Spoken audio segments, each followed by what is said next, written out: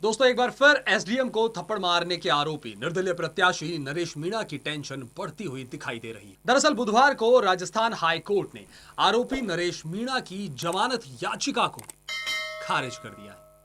यह आदेश जस्टिस अनिल कुमार उपमन ने दोनों पक्ष को सुनने के बाद दिया।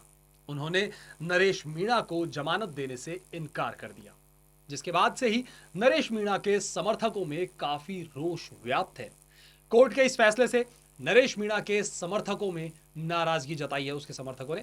हालांकि इस पूरे मामले को लेकर प्रमुख पहलुओं पर इस खबर के जरिए आपसे चर्चा करने वाले हैं। दरअसल यह मामला न्यायपालिका, प्रशासन और राजनीति के टकराव का एक दिलचस्प उदाहरण बन गया है।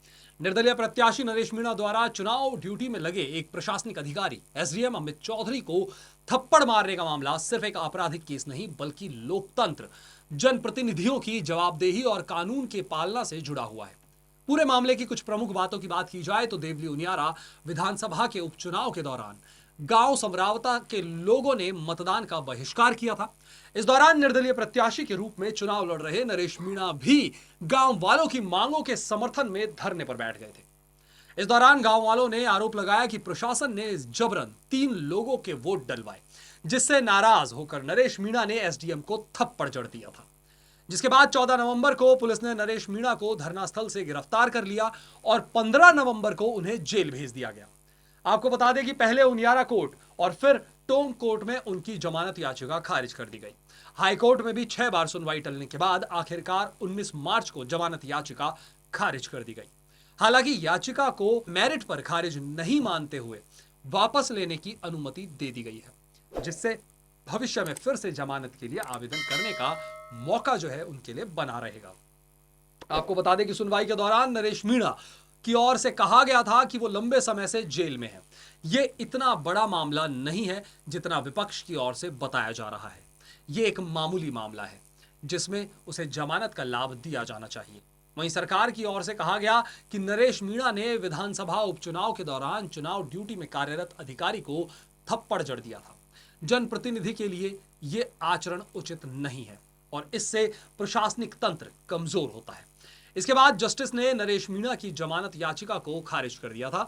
हालांकि नरेश मीणा की जमानत खारिज होने के बाद उनके वकील की प्रार्थना पर हाईकोर्ट ने याचिका को वापस लेने की अनुमति दे दी थी। इसके बाद अब याचिका को मेरिट के आधार पर खारिज नहीं मानते हुए वापस लेते हुए खारिज माना जाएगा। आपको बता दें, हाईकोर्ट में नरेश मीणा की जमानत के लिए पैरवी कर रहे advocate doctor Mahesh Sharma, advocate Lakhan Singh Meena ने बताया कि 13 जनवरी को एसडीएम अमित चौधरी के थप्पड़ मारने के मामले में हाईकोर्ट ने नरेश मीणा की जमानत याचिका, हाईकोर्ट में उनकी याचिका जो है लगाई थी, उस पर सुनवाई की गई। इससे पहले 5 बार तारीख मिल चुकी है, लेकिन सुनवाई का नंबर नहीं आया था। छठी बार में 10 मार्च को हाईकोर्ट में सुनवाई शुरू हुई। उस समय भी व्यस्तता के चलते न्यायाधिपति ने 12 मार्च की सुनवाई के लिए नई तारीख दे दी।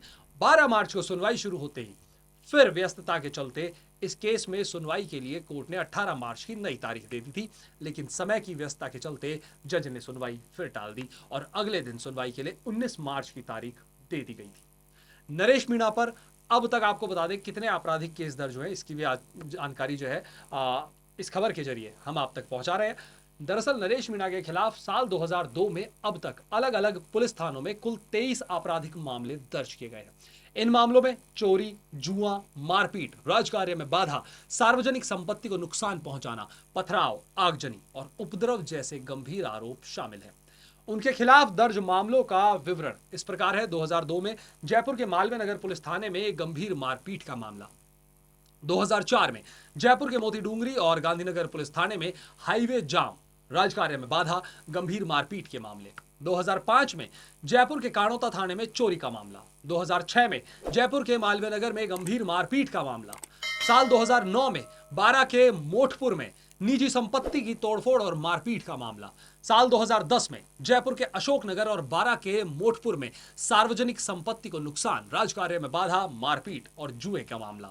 साल 2011 में जयपुर के गांधीनगर में पथराव और हथियार बरामदगी का मामला। साल 2014 में जयपुर के गांधीनगर में राजकार्य में बाधा और मारपीट का मामला। साल 2016 में जयपुर के गांधीनगर में राजकार्य में बाधा का मामला। साल 2020 में कवाई थाने में सार्वजनिक संपत्ति को नुकसान, कोरोना संक्रमण फैलाना, राजकार्य में बाधा के मामले दर्ज। 2023 में मोटपुर, अटरू, छबड़ा, हरनावदा, शाहजी, बारा, कोतवाली, बापचा और अन्य थानों में राजकार्य में बाधा, बलवा, भड़काऊ भाषण, सार्वजनिक उपद्रव, रेलवे मार्ग अवरोध, पुलिस पर हमला, सरपंच के साथ मारपीट जैसे मामले दर्ज है। इस मामलों में आपको बता दें 16 प्रकरणों में चालान पेश हो चुके हैं, जबकि 6 प्रकरणों में अनुसंधान जो है वो जारी है। हाल ही में 13 नवंबर को 2024 को भी देवली उनियारा विधानसभा उपचुनाव के दौरान नरेश मीणा ने मतदान बहिष्कार कर रहे ग्रामीणों के समर्थन में धरना दिया था। इस दौरान मतदान के बावजूद 3 लोगों के जबरन वोट दिलाने के आरोप जो है मामला हुआ सामने आया और आरोप लगाते हुए उन्होंने एसडीएम अमित चौधरी को थप्पड़ जड़ दिया था, जिसके बाद उन्हें गिरफ्तार कर लिया गया था। अब सवाल यह है कि क्या निर्दलीय प्रत्याशी होने के कारण नरेश मीणा को राजनीतिक प्रतिद्वंदिता का शिकार बनाया गया या उन्होंने वास्तव में कानून तोड़ा? क्या इस मामले का इस्तेमाल राजनीतिक फायदा उठाने के लिए किया जा रहा है? हालांकि हाईकोर्ट के अलावा नरेश मीणा के पास अभी भी सुप्रीम कोर्ट जाने का विकल्प खुला है। अगर वो दोबारा हाईकोर्ट में जमानत याचिका लगाते हैं तो उन्हें नए ठोस आधार देने होंगे। ये मामला राजनीतिक रूप से तूल पकड़ सकता है, क्योंकि निर्दलीय प्रत्याशियों को अक्सर प्रभावशाली दलों द्वारा निशाना बनाया जाता है। दूसरी ओर अगर कोर्ट आरोपी को जमानत दे देता है तो ये एक खतरनाक उदाहरण भी बन सकता है कि चुनाव के समय नेता प्रशासन पर हाथ उठा सकते हैं। गौरतलब है कि नरेश मीणा के पक्ष में प्रहलाद गुंजल, हनुमान बेनीवाल सहित कई नेताओं ने उनका समर्थन भी किया है। हालांकि यह मामला सिर्फ एक आपराधिक घटना नहीं है, बल्कि एक बड़ा लोकतांत्रिक सवाल भी खड़ा करता है कि क्या जनप्रतिनिधि और प्रत्याशी कानून से ऊपर होते हैं? अगर हाईकोर्ट ने जमानत याचिका खारिज की है तो इसका मतलब यही है कि कानून के प्रति सम्मान हर किसी के लिए अनिवार्य है, जरूरी है, चाहे वो नेता हो या आम नागरिक। तो दोस्तों, ये खबर आपको कैसी लगी? आप हमारे चैनल को लाइक और सब्सक्राइब कर दीजिए और कमेंट सेक्शन में हमें बताना बिल्कुल ना भूलिएगा कि ये खबर आपको कैसी लगी, और लाइक सब्सक्राइब करेंगे ताकि हम और बड़ी खबरें आप तक पहुंचा सके। फिलहाल के लिए इस वीडियो में इतना ही। मुझे दीजिए इजाजत। नमस्कार।